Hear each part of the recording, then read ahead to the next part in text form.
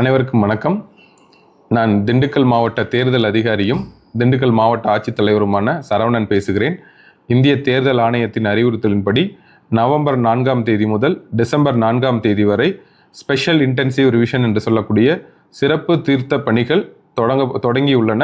இந்த பணிகளுடைய முக்கியமான நோக்கம் 18 வயது பூர்த்தியடைந்த எந்த ஒரு வாக்காளரும் வாக்காளர் பட்டியலில் சேர்க்கப்பட வேண்டும் என்பதும், தகுதியில்லாத மற்றும் இறந்த நபர்கள் வாக்காளர் பட்டியலிலிருந்து நீக்க வேண்டும் என்ற நோக்கத்தின் அடிப்படையில் இந்த சிறப்பு திருத்த பணிகள் நவம்பர் 4ஆம் தேதி முதல் தொடங்கி இருக்கிறோம். ஸோ இந்த பணிகளின் மூலமாக வாக்குச்சாவடி நிலைய அலுவலர்கள் நம்முடைய திண்டுக்கல் மாவட்டத்தில் உள்ள 19,34,447 வாக்காளர்களுக்கும் நேரடியாக அவர்களுடைய வீடுகளுக்கே சென்று கணக்கெடுப்பு படிவம், எனுமரேஷன் ஃபார்ம் என்று சொல்லக்கூடிய கணக்கெடுப்பு படிவம் வழங்கப்படும். வாக்காளர்கள் அந்த படிவத்தை பூர்த்தி செய்து மீண்டும் வாக்குச்சாவடி நிலைய அலுவலரிடம் சமர்ப்பிக்குமாறு கேட்டுக்கொள்கிறேன். இந்த விண்ணப்பங்களை பூர்த்தி செய்வதில் ஏதேனும் சந்தேகங்கள் இருப்பின், ஏதேனும் தகவல்கள் தேவைப்படின் வாக்குச்சாவடி நிலைய அலுவலர் அவர்கள் தங்களுக்கு உதவிகரமாக இருப்பார்கள். மேலும் இந்த சிறப்பு திருத்த பணிகளுடைய நோக்கத்தின்படி வீடுகளுக்கே, அவர்களுடைய ஒவ்வொரு வாக்காளனுடைய வீடுகளுக்கே சென்று இந்த கணக்கெடுப்பு படிவங்கள் வழங்கப்படும்.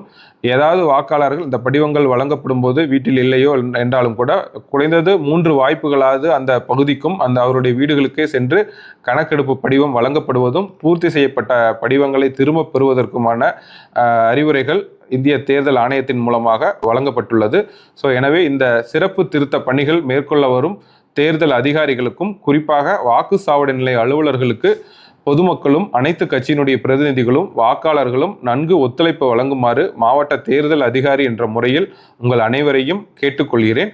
மேலும் விடுபட்ட வாக்காளர்கள், குறிப்பாக 18 வயது பூர்த்தியடைந்து வாக்காளர் பட்டியலில் பெயர் இல்லாத எந்த ஒரு நபரும் ஆவணங்களுடன் படிவம் 6ஐ பெற்றுக்கொண்டு பூர்த்தி செய்து மீண்டும் வாக்குச்சாவடி நிலைய அலுவலரிடம் ஒப்படைக்குமாறும் கேட்டுக்கொள்கிறோம். இந்த சிறப்பு திருத்த பணிகளுடைய முக்கியமான நோக்கம், எந்த ஒரு வாக்காளரும் இந்த பட்டியலில் இருந்து விடுபடக்கூடாது என்பதுதான்.